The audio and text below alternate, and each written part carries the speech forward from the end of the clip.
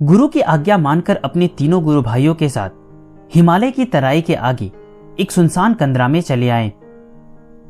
पास ही कुछ दूरी पर नदी बह रही थी। चारों ओर घना जंगल था। गुफा की सफाई करने के बाद चारों ब्रह्मचारी साधना में लग गए। रात्रि को हिंसक जानवरों से बचने के लिए धूनी जलाकर बीज मंत्र जपते थे। एक दिन धूनी की लौ मंद पड़ गई तो देखा गुफा के बाहर एक बाघ जीभ निकालकर देख रहा है।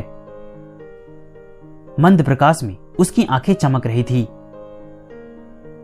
भोलानंद ने अपने गुरु भाइयों से कहा, डरने की जरूरत नहीं, अपने अपने आसन पर एकाग्र चित्त से मंत्र का जप करते रहो, गुरुदेव हमारी रक्षा करेंगे।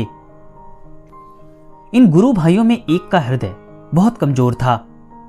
वह हमले के डर से सुरक्षित स्थान में जाने के लिए जो ही उठ खड़ा हुआ, त्यों ही एक छलांग में बाघ ने उसे दबोच लिया। इसके बाद उसे घसीटता हुआ जंगल के भीतर ले गया। बाद में भोलानंद ने अपने गुरु भाइयों से कहा, एकनिष्ठ भाव से अगर अपने आसन में जप करते रहो तो गुरु कृपा से कोई खतरा नहीं होगा। गुरु हमेशा अपने शिष्यों की रक्षा करते हैं। प्रभाष चंद्र अपनी अकाल मृत्यु के लिए स्वयं उत्तरदायी है। इसी प्रकार एक बार जब वे पद्मासन लगाकर ध्यान लगाए हुए थे, तब एक रीछ आया और पीछे से इन्हें जकड़ लिया। आसन्न विपद से मुक्ति पाने के लिए भोलानंद जी ने उसके मुंह को कसकर दबाया और पीठ पर लादकर एक गहरी खाई के पास आए। पीठ पर लदे भालू को एक झटके में खाई में फेंकते हुए बोले, भैया अब तुम अपना रास्ता नापो और मैं अपने रास्ते जाता हूं। गुरु की आज्ञा से वे आगे और कठोर तप करने के लिए निबिड़ जंगल में चले गए। वहां खाने पीने की असुविधा होने लगी। साधनारत भोलानाथ अनाहार के कारण कृश होते गए। केवल झरने का पानी और वृक्ष की पत्तियों का सेवन करते रहे। गर्मी के कारण झरने का जल सूख गया। एक दिन पानी लेने के लिए नीचे नदी की ओर आए। कमजोरी के कारण उनका पैर डगमगाया और वे नदी में गिर पड़े। होश आने पर उन्होंने अपने को एक कमरे में पाया। उनके ऊपर एक पहाड़ी झुका हुआ उनकी सेवा कर रहा था। कलेजे में सर्दी जम गई थी। बातचीत के सिलसिले में पहाड़ी ने कहा कि आप पता नहीं कहां से बहते हुए आ रहे थे।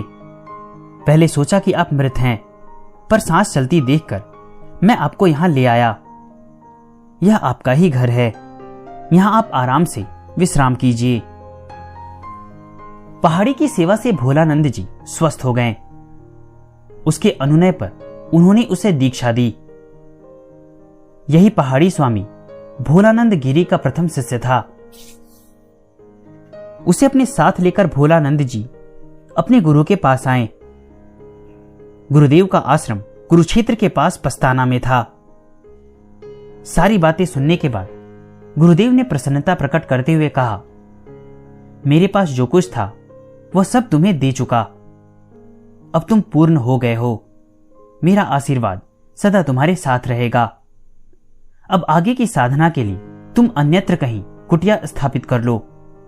अब तुम्हें मेरी आवश्यकता नहीं है।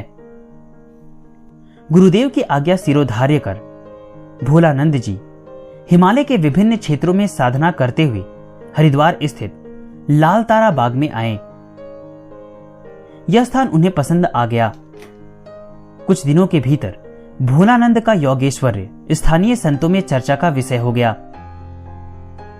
शिष्य और सेवकों की संख्या बढ़ती गई। अपने गुरुदेव की तरह आप भी सच्चे साधुकों की तलाश में सभी के साथ उग्र व्यवहार करने लगे। शिष्यों से खेती करवाना, ढोर चरवाना, नाली साफ कराना, भंडारे के लिए भोजनादि बनवाने का काम लेते रहे। अपने कार्य में जो सेवक लापरवाही करता उसे फटकारने के अलावा कभी कभी मार भी देते थे। जब शिष्य मन में कष्ट अनुभव करते तब पास बुलाकर आदर भी करते थे।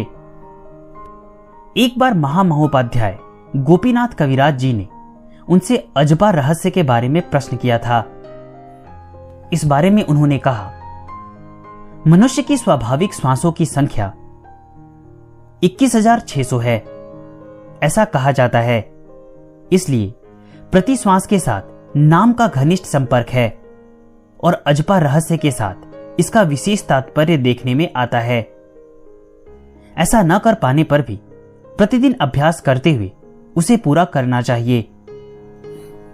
मानव शरीर धारण करने के बाद से, अर्थात मात्र गर्भ से भूमिष्ठ होने के बाद से प्रयाण काल तक समग्र जीवन के माध्यम से स्वाभाविक श्वास प्रश्वासों की क्रिया होती रहती है। इसी को मूल जड़ बनाकर अजपा साधना अनुष्ठित होती है। इसके लिए कोई विशेष उपकरण, किसी प्रकार की कृत्रिम प्रक्रिया या किसी प्रकार के विशेष अनुशासन की आवश्यकता नहीं होती। श्वास प्रश्वास जिस प्रकार ज्ञात और अज्ञात रूप में हर वक्त प्रवाहित हो रहा है, श्वास प्रश्वास के साथ ही सर्वश्रेष्ठ अजपा क्रिया भी उसी प्रकार जागृत, स्वप्न या सुसुप्ति काल में समरूप में जारी रहती है।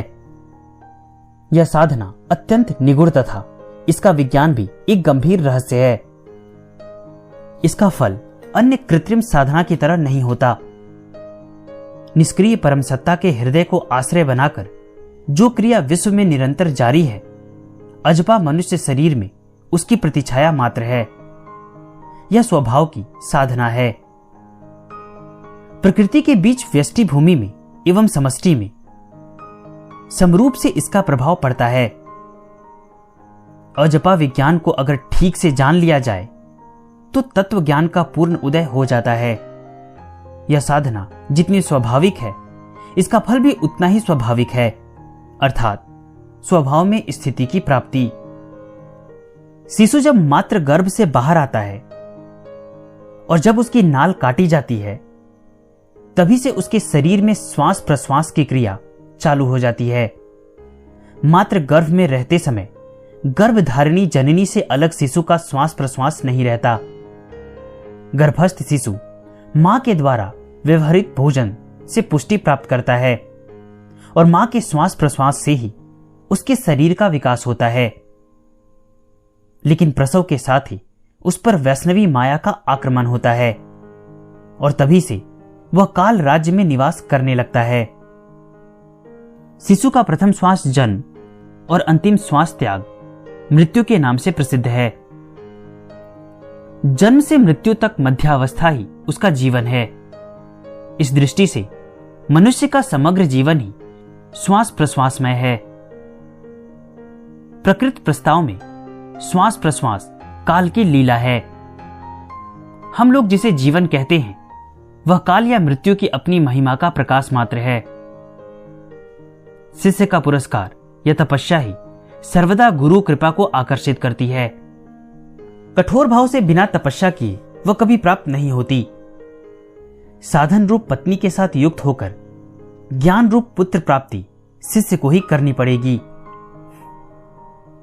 इसके लिए तीव्र तपस्या की जरूरत है। तपस्या की दीवार है वैराग्य।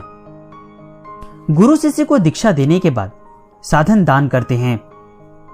साधन रूपी पत्नी का अगर संग नहीं किया, कठोर तपस्या में व्रती नहीं हुए, तो मोक्ष रूप पुत्र की प्राप्ति से वंचित रहना पड़ेगा। इसके लिए गुरु जिम्मेदार नहीं है, बल्कि इसके लिए शिष्य ही जिम्मेदार होगा। इस कथन से तप साधना के साथ साथ गुरु शिष्य के संपर्क पर संक्षेप में प्रकाश डाला गया है।